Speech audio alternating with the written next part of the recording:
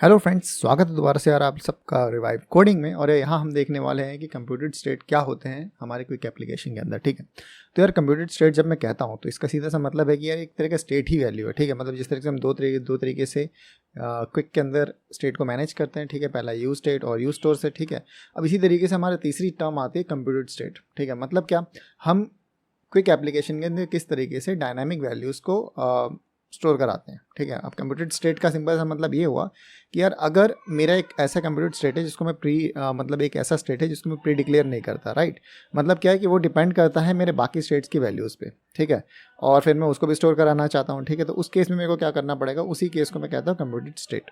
ठीक, इसका सीधा सा मतलब ये है कि मान लो मेरे एप्लीकेशन में मैंने 4 स्टेट वेरिएबल्स लिए हुए हैं। ठीक है, और उन 4 स्टेट वेरिएबल्स की मदद से मेरे को एक नया स्टेट वेरिएबल कैलकुलेट करना है। ठीक है, so that is what we call computed. मतलब कंप्यूटेड का मतलब कैलकुलेट करना है ना।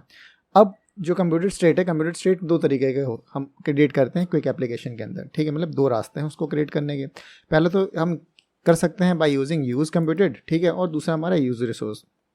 राइट, अब यार यूज़ रिसोर्स वाला एग्जांपल हमने पहले ही देख लिया है। ठीक है, क्योंकि यार हमने उस यूज़ रिसोर्स की मदद से क्या किया था कि एक्सटर्नल एपीआई पे रिक्वेस्ट करके वहाँ से डेटा लेके आए थे और फिर उसको मैनिपुलेट करके व्हाटएवर जो हम भी रिटर्न चाहते थे उसको हमने रिटर्न किया था। ठीक है, सो हम यूज़ रिसोर्स का तो हम यूज़ देख चुके हैं। ठीक है, तो इस वीडियो में हम देख रहे हैं यार कि यूज़ कंप्यूटेड का किस तरीके से यूज़ करना है। ठीक है, तो पहले समझ लेते हैं यूज़ कंप्यूटेड का यूज़ करना कहाँ है। ठीक है, तो यूज़ कंप्यूटेड का यार जो यूज़ है वो सिर्फ वहीं करना है जब मैं जो भी मैंने इंटरनली अपने एप्लीकेशन में स्टेट मैनेज की हुई है। ठीक है, प्री एग्जिस्टिंग जो मेरी स्टेट्स है, अगर मैं उनकी वैल्यूज़ को यूज़ करके कुछ नई वैल्यू क्रिएट करना चाहता हूँ। ठीक है, तो यार मैं वहाँ यूज़ कंप्यूटेड का यूज़ करूँगा। ठीक है, इसका सीधा सा मतलब ये हुआ कि यार अगर मैं जानता हूँ कि ठीक है, मतलब जो कैलकुलेशंस हैं, कैलकुलेशन बहुत ज़्यादा कॉम्प्लेक्स नहीं होने वाली। ठीक है, तो उस जगह पे ठीक है, और प्लस यार जहाँ सारे के सारे स्टेट्स है वो ऑलरेडी मेरे एप्लीकेशन में मैनेज्ड है। ठीक है, तो उनकी मदद से अगर मैं कोई नया स्टेट क्रिएट करना चाहता हूँ, कोई नई वैल्यू क्रिएट करना चाहता हूँ, फॉर एग्जांपल अगर आप यहाँ देखो इस केस के अंदर। ठीक है, तो हमारे पास एक नेम नाम का वेरिएबल है ना। उस नेम नाम के वेरिएबल में हमारी कौन सी वैल्यू स्टोर है, हमारी क्विक नाम का एक स्ट्रिंग स्टोर है। अब मैं क्या चाहता हूँ यार, जैसे जैसे इस नेम की वैल्यू में किसी भी तरह का चेंज हो तो एक नई वैल्यू क्रिएट हो जो कि हमारे कैपिटलाइज नेम से हमने सेव करा लिया। ठीक है, और कैपिटलाइज नेम किसका यूज़ कर रहा है, यूज़ कंप्यूटेड हुक का यूज़ कर रहा है। ठीक है, अब ये यूज़ कंप्यूटेड हुक बेसिकली कर क्या रहा है, हमें प्रोवाइड कर रहा है एक मेथड कि भैया जब जब मेरी इंटरनल स्टेट वैल्यू, मतलब ये हमारी नेम डॉट वैल्यू को देखो हमने यहाँ टारगेट किया हुआ है। ठीक है, और जब जब यार मेरी नेम डॉट वैल्यू चेंज होगी, ठीक है, तब तब बेसिकली क्या करना है, मेरे को रिटर्न करना है एक ऐसी वैल्यू जो कि इस पूरी स्ट्रिंग को अपर केस में चेंज कर दे। ठीक है, तो इस अपर केस में चेंज करने के बाद हम उसकी वैल्यू को रिटर्न कराते रहे, और रिटर्न कराने के बाद जो वैल्यू यार वो इस कैपिटलाइज नेम में स्टोर हो जा रही है। ठीक है, और इसको एक्सेस हम उसी तरीके से करेंगे जिस तरीके से हम नेम को एक्सेस कर रहे हैं, है ना। तो नेम को हम किस तरीके से एक्सेस कर रहे हैं यार, नेम को एक्सेस करने के मेरे को लिखना पड़ता है नेम डॉट वैल्यू, जो कि मैंने किया हुआ है। ठीक है, उसी तरीके से हमें अगर कैपिटलाइज नेम की वैल्यू को भी एक्सेस करना है तो हमें क्या करना पड़ेगा, हमें लिखना पड़ेगा कैपिटलाइज डॉट वैल्यू, जो कि हमने यहाँ लिखा हुआ है। ठीक है, इसका एग्जाम्पल है, यहाँ देखो, यहाँ दिखाया हुआ है कि ठीक है क्विक हमने यहाँ इनपुट बॉक्स में डाला था। ठीक है, और जो क्विक हाँ फिर अपने को यहाँ दिखा रहा है जो हमारी ये वाली वैल्यू है, नेम वाली वैल्यू अपने को इधर दिख रही है, और जो कैपिटलाइज नेम वाली वैल्यू है मेरे को इधर दिख रही है। ठीक है, अभी चलो दिखाता हूँ आपको। अब मान लो कि ये जो है चीज़ अगर मैं यहाँ इसकी कुछ भी वैल्यू चेंज करता हूँ, फॉर एग्जांपल अभी इस केस में हम क्या करते हैं, रिवाइव कोडिंग करते हैं, रिवाइव कोडिंग। ठीक है, तो आप देखो कि यार जो भी मैंने क्या किया था, मैंने तो स्मॉल केस में लिखा हुआ था। राइट, तो वो स्मॉल केस वाला इधर आ गया और उसको कैपिटलाइज करने के बाद ये फाइनली रिटर्न यहाँ आ गया। ठीक है, तो इस तरीके से आप यार यूज़ कंप्यूटेड का यूज़ करते हो अपने क्विक एप्लीकेशन में। ठीक है, अब ध्यान देने वाली बात ये है कि यार ये जो यूज़ कंप्यूटेड है ना, use computed by default synchronous function की तरह काम करता है। ठीक है, तो मतलब एक तरह का सिंक्रोनस फंक्शन है। ठीक, इसका क्या मतलब है यार, जब तक ये एग्जीक्यूट हो रहा होगा, ठीक है, तो मतलब जो भी बाकी फ्लो है कोड का, ठीक है, तो उसको ब्लॉक करेगा। ठीक, सिंपल सी बात है।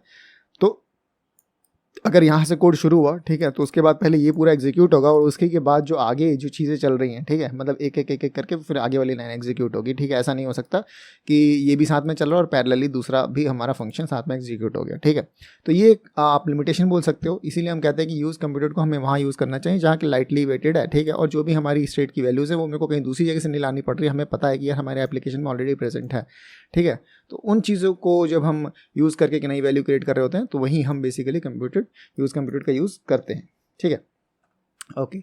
अब जो दूसरी चीज़ समझने वाली और एक बात है वो ये कि यार अगर मैं मान लो कि मैं जानता हूँ कि ठीक है, मतलब मैंने भले ही सारे की सारी जो स्टेट है वो अपनी लोकली मैनेज की हुई है, ठीक है, अपनी एप्लीकेशन के अंदर, मगर अगर मैं यार मगर मेरे को ये लगता है कि यार उसमें जो मेरा कैलकुलेशन पार्ट है उसमें थोड़ा टाइम ज़्यादा लग सकता है, ठीक है, और उतनी देर तक मेरा अगर यूआई मतलब रुका रहे और वो उसकी रेंडरिंग रुक जाए, ठीक है, तो वो चीज़ सही नहीं है, ठीक है। तो अगर मैं जानता हूँ कि यार कुछ इस तरीके का केस हो सकता है, तो मैं क्या करूँगा यार, मैं उस केस में क्या कर सकता हूँ कि ये जो मैंने यूज़ कंप्यूटर के अंदर सारा का सारा कैलकुलेशन परफॉर्म किया हुआ है उसको मैं यूज़ रिसोर्स के अंदर कर सकता हूँ, ठीक है। तो उस केस में, सिर्फ उस केस में मैं यूज़ की रिसोर्स का यूज़ करूँगा, एल्स मैं मेरा प्रेफरेंस क्या होगा यार, मैं यूज़ कंप्यूटर का ही यूज़ करूँ हर बार, ठीक है, किसी भी तरह का इंटरनल कंप्यूटेशन को करने के लिए, ठीक। अब दूसरी चीज़ आती है यार कि तो फिर यूज़र रिसोर्स का यूज़ उस जगह पे क्यों करना है यार, क्योंकि जैसा कि मैंने आपको कहा कि जो मेरा यूज़ कंप्यूटर है वो बेसिकली मेरा एक सिंक्रोनस फंक्शन की तरह काम करता है, राइट। मगर जो मेरा यूज़ रिसोर्स है ना यार, वो एसिंक्रोनस फंक्शन की तरह काम करता है, ठीक है। तो वो एक एसिंक्रोनस फंक्शन है, तो डैट मीन्स वो पैरेलली बाकी सारी चीज़ों को भी फ्लो को चलने देगा, ठीक है, और अपनी वैल्यू को कैलकुलेट करता रहेगा, ठीक है। तो इसीलिए यूज़ रिसोर्स का हम यूज़ कब करते हैं यार, जब मेरे को अगर बहुत कॉम्प्लेक्स सा कैलकुलेशन करना है, ठीक है, based upon the internal state present in my quick application, ठीक है, तो उस केस में मैं यूज़र रिसोर्स का यूज़ करूँगा, ठीक है। और दूसरा जो मैं यूज़ करूँगा यार, अगर मेरे को किसी एक्सटर्नल डेटा सोर्स से, मतलब किसी एपीआई से कोई डेटा लेके आना है, ठीक है, और उस केस में भी बेसिकली मैं क्या यूज़ रिसोर्स का यूज़ करूँगा, ठीक है। इंस्टेड हम हर जगह यूज़ कंप्यूटर का यूज़ करेंगे जब भी हमें कोई नई वैल्यू कैलकुलेट करनी होगी, ठीक है। तो आई होप यार आपको ये चीज़ समझ में आ गई होगी कि कंप्यूटर स्टेट क्या होते हैं और उसमें हम यूज़ कंप्यूटर का यूज़ कहाँ करते हैं और क्यों करते हैं, ठीक है। और साथ में मैं थोड़ा बहुत आपको आइडिया दे ही दिया कि रिसोर्स का, अगर यूज़ रिसोर्स का आपको यूज़ करना है तो आपको कहाँ करना है, ठीक है। आई होप यार इस वीडियो में आपको काफ़ी मजा आया होगा और काफ़ी सारी जानकारी आपको मिली होगी। तो यार मिलते हैं अपनी नेक्स्ट वीडियो में, तब तक के लिए have a nice day and good bye.